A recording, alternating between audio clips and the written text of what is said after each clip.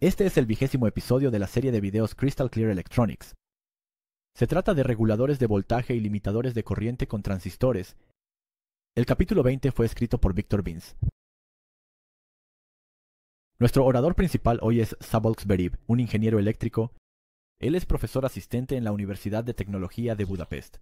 Su principal área de especialización es la electrónica de potencia.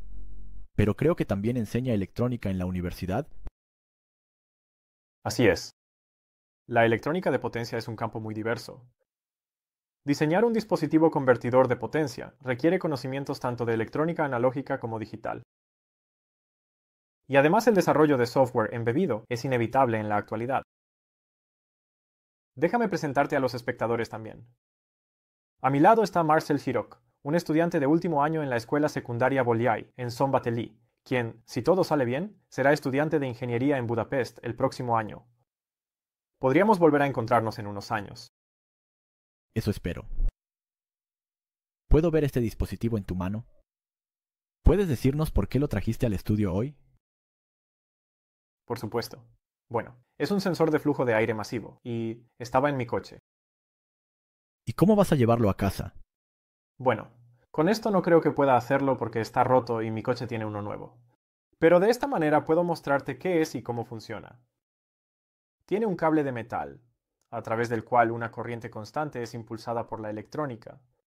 Este cable de metal está posicionado en el tubo aquí, de manera que el aire que es aspirado por el motor de gasolina puede fluir a su alrededor y enfriar el cable, porque el flujo de corriente calienta este cable.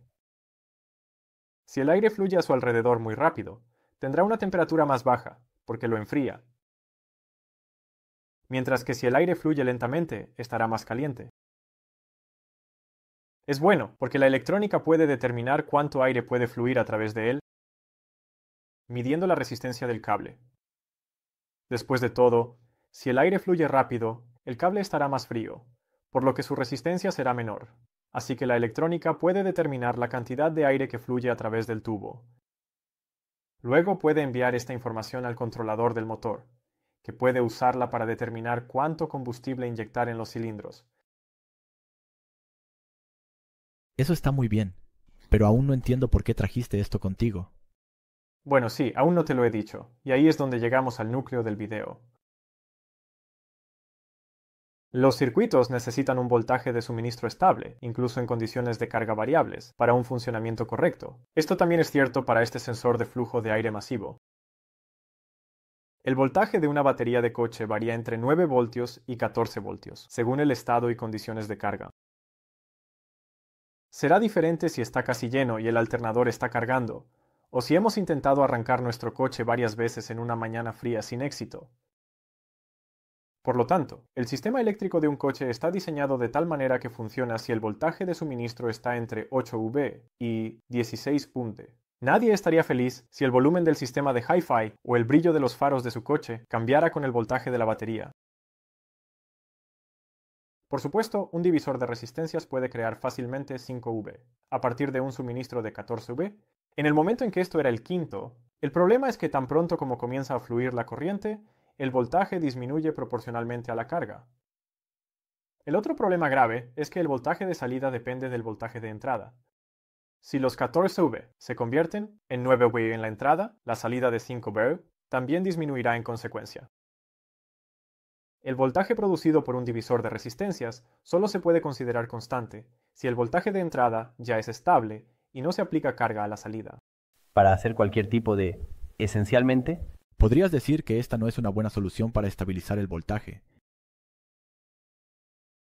Para crear un voltaje de salida constante, independientemente del voltaje de entrada, se requieren componentes semiconductores.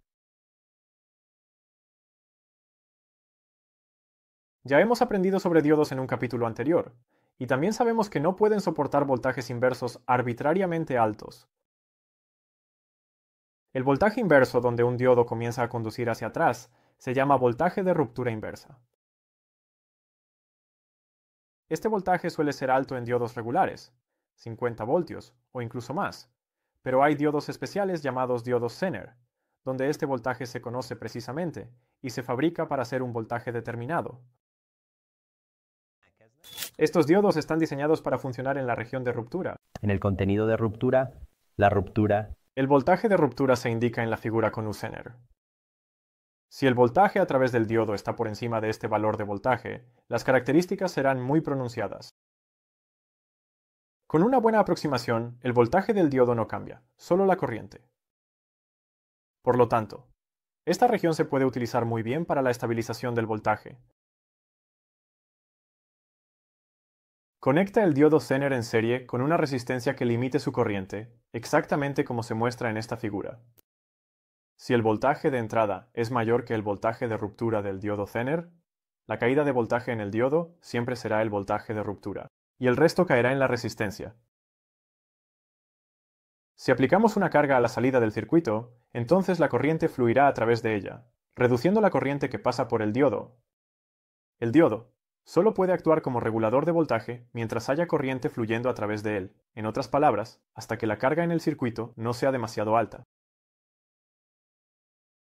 Si modelamos este circuito simple sin carga en un simulador y configuramos el voltaje de la fuente de voltaje para que varíe de menos 4 voltios a 16 voltios,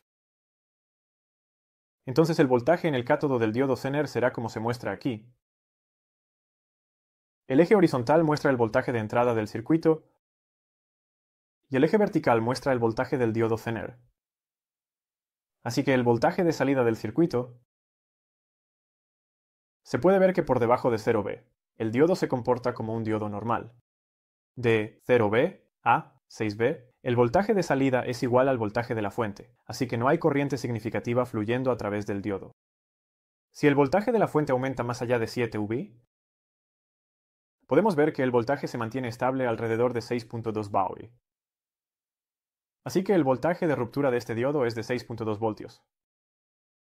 Hemos construido este circuito en un protoboard. Está alimentado por una fuente de laboratorio y el voltaje de salida se medirá con un multímetro. Bien, hagámoslo.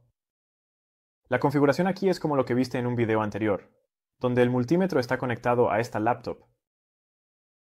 Así que puedes ver la pantalla del multímetro en una pantalla más grande. También puedes ver que cuando lo muevo por aquí, ese signo menos está parpadeando. Así que está mostrando el valor del voltaje en tiempo real. Bueno, voy a medir el voltaje a través del diodo, y Marcy va a ajustar el voltaje de la fuente de laboratorio. Él va a aumentar el voltaje lentamente. Si aumentamos lentamente el voltaje en él, entonces espera un minuto. Espera un minuto, Marcy, déjame poner mi multímetro aquí. Genial. Ahora, se supone que debemos ver el voltaje del diodo en el multímetro, y luego, lentamente, a medida que Marcy aumenta el voltaje, puedes ver que hasta que llegas a esos 6.2 V, el voltaje sigue el voltaje de entrada, y puedes ver que ahora se ha detenido, aunque la fuente de laboratorio ya está en 10 V. Algo malo pasó. No creo que debamos ir más lejos para evitar un percance aquí. A aproximadamente 12.5 VO, medimos este 6.2, y podemos ver que estamos por encima de 6.2 VO, por unos pocos décimos de voltio, es decir, 10 MeV/. Así que es un pequeño error. Podemos decir que este método de estabilizar el voltaje funciona como se describió. Los diodos Zener se fabrican con muchos voltajes diferentes. Es fácil encontrar uno con los parámetros adecuados para tus necesidades.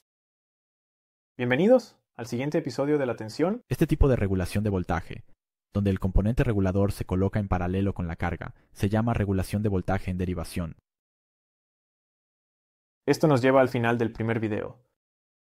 En el siguiente, veremos el efecto de la carga en este simple circuito de estabilización. Adiós.